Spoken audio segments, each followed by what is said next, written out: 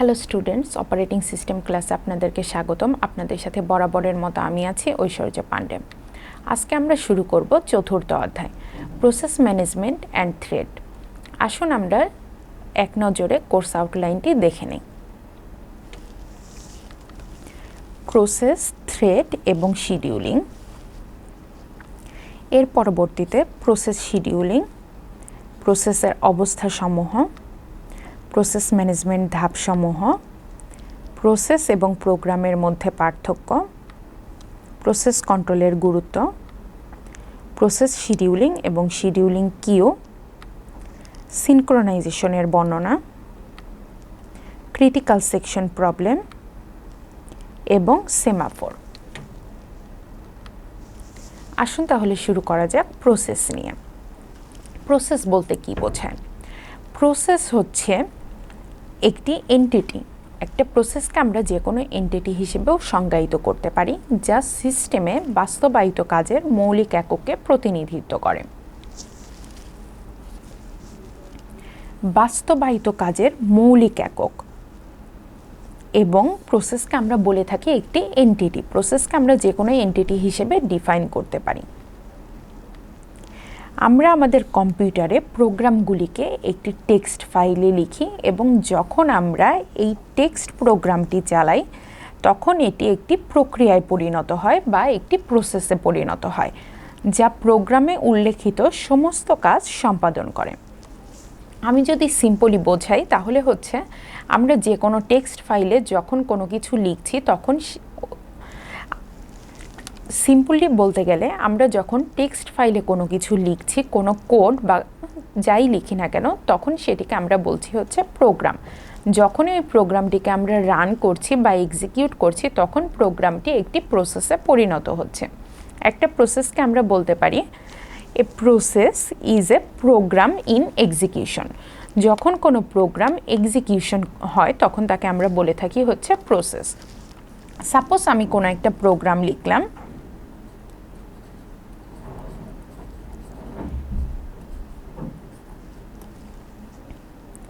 এটা হচ্ছে কি হেডার ফাইল। আমি এখানে লাইনস অফ কোড লিখলাম, খুবই সিম্পল 2 লাইনের একটা কোড লিখলাম।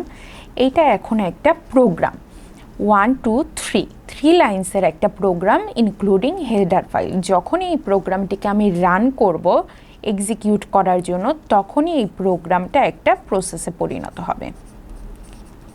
এই প্রোগ্রামকে যখন আমি রান করব তখন সেটা রূপান্তরিত হবে একটা প্রসেসে। বইয়ের ভাষায় যদি বলি, যখন একটি প্রোগ্রাম মেমোরিতে লোড হয় এবং এটি একটি প্রসেসে পরিণত হয় তখন এটিকে 4টি ভাগে ভাগ করা যায়। ভাগগুলি কি কি? একটা হচ্ছে স্ট্যাক, একটা হচ্ছে হিপ, একটা টেক্সট এবং ফাইনালি হচ্ছে ডেটা। যে কোনো প্রোগ্রাম শুরুতেই মেমোরিতে লোড হয়। মেমোরিতে লোড হওয়ার পরে এটি 4টি ভাগে বিভক্ত হয়ে যায়। এই ভাগগুলি কি কি? প্রথমটি হচ্ছে stack, second one heap, third one হচ্ছে টেক্সট এবং ফাইনালি হচ্ছে ডেটা। আমরা ডায়াগ্রামের থ্রুতে যদি দেখি তাহলে আমরা এইভাবে তাকে দেখতে পারি। তাহলে স্ট্যাক বলতে কি বোঝাচ্ছে? স্ট্যাক হচ্ছে প্রসেস স্ট্যাকের মধ্যে অস্থায়ী ডেটা থাকে, যেমন function parameter, return address, local variable. Variable কয় ধরনের হয়ে থাকে আমরা সবাই জানি। লোকাল ভ্যারিয়েবল, আরেকটি হচ্ছে গ্লোবাল ভ্যারিয়েবল। এরকম বিভিন্ন ধরনের ভ্যারিয়েবল, ফাংশন যদি কোনো কিছু রিটার্ন করে থাকে আমার প্রোগ্রামে, সেই রিটার্ন অ্যাড্রেস এবং ফাংশনের প্যারামিটার। ফাংশনের প্যারামিটার বলতে কি বোঝায়? সাপোজ আমি ফাংশনটি লিখলাম ইন্টিজার ফাংশন, ইন্টিজার এ, ইন্টিজার বি। এই টোটাল লাইনটা এখানে আমি কি করলাম? একটা ফাংশন ডিক্লেয়ার করলাম। ফার্স্ট ব্র্যাকেটের ভিতরে আমি লিখলাম ইন্টিজার এ, ইন্টিজার বি। ফার্স্ট ব্র্যাকেটের ভিতরে থাকা দুইটি ডেটা, একটা হচ্ছে ইন্টিজার টাইপের ডাটা, আরেকটিও ইন্টিজার টাইপের ডাটা। এই ভ্যারিয়েবল দুইটি যথাক্রমে নাম কি? এ এবং বি। এই দুইটিকে আমরা বলি হচ্ছে প্যারামিটার।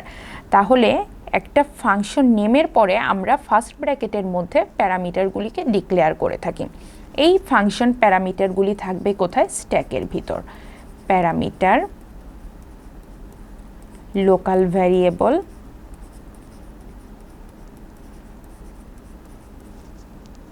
Return address.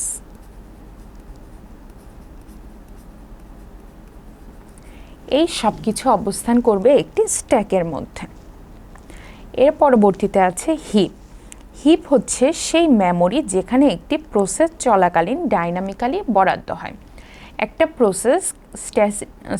একটা প্রসেস ডাইনামিক্যালি আমরা যখন অ্যালোকেট করি মেমোরিতে, সেই জায়গাটাকে আমরা বলি হচ্ছে হিপ। ডাইনামিক্যালি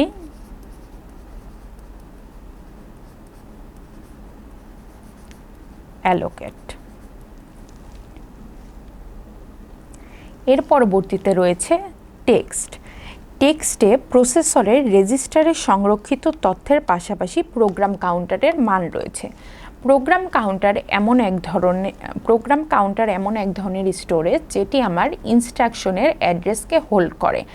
আমি যে ইনস্ট্রাকশনটা পরবর্তীতে এক্সিকিউট করব, ওই ইনস্ট্রাকশনের মানটিকে হোল্ড করে প্রোগ্রাম কাউন্টার। তাহলে এই প্রোগ্রাম কাউন্টারের মান থাকে কোথায়?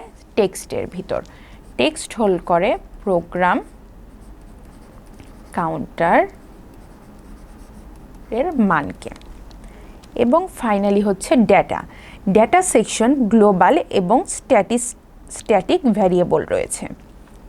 গ্লোবাল ভ্যারিয়েবল এবং স্ট্যাটিক ভ্যারিয়েবল।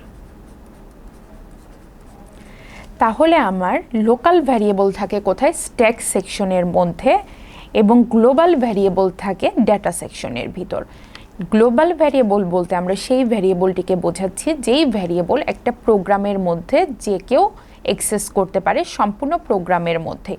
আর লোকাল ভ্যারিয়েবল হচ্ছে এমন একটি ভ্যারিয়েবল, এই ভ্যারিয়েবলটিকে আমরা যেই ফাংশনের মধ্যে ডিক্লেয়ার করব শুধুমাত্র ওই ফাংশনটি ইউজ করতে পারবে। তাহলে আমরা বিস্তারিত আলোচনা করলাম 4টি অংশ নিয়ে একটি প্রসেসের। একটা প্রোগ্রামকে যখন আমরা প্রক্রিয়ায় পরিণত করি তখন সে 4টি ভাগে বিভক্ত হয়। এই 4টি ভাগ নিয়ে আমরা আলোচনা করলাম।